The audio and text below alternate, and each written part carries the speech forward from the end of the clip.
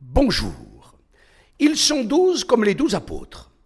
Originaires des différentes communes de Guadeloupe, ils sont mariés, ils ont une famille, des enfants, un métier, et ils sont au service de l'Église. On les appelle les diacres. Diacres permanents, c'est-à-dire diacres pour toute leur vie. Dimanche dernier, ces diacres se sont réunis à l'évêché pour une journée de prière, de réflexion et d'échange. Ils se sont exprimés très librement, ainsi que leurs épouses. À midi, nous avons partagé le repas.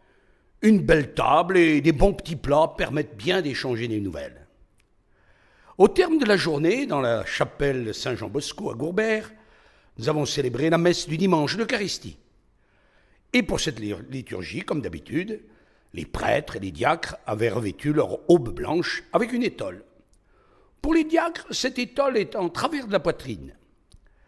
Le père Cousin, curé de Basse-Terre et délégué pour le diaconat, a présenté la journée que nous venions de vivre et les fidèles étaient très attentifs à cette présentation.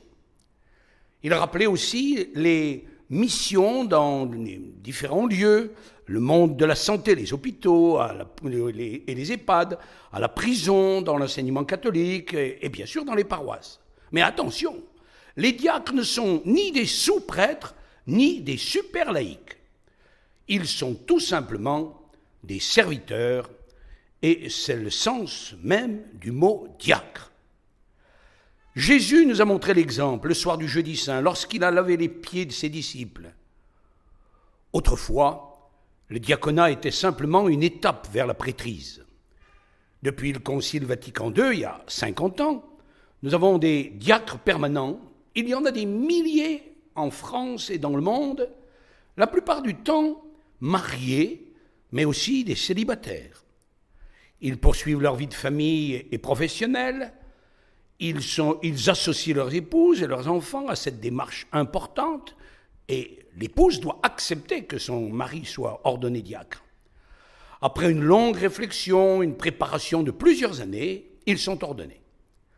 Certains il y a 15 ans ou plus, d'autres récemment, tels Jean-Marie, Patrice et Ismaël, le 13 septembre 2015, dans la grande église Saint-Pierre-Saint-Paul.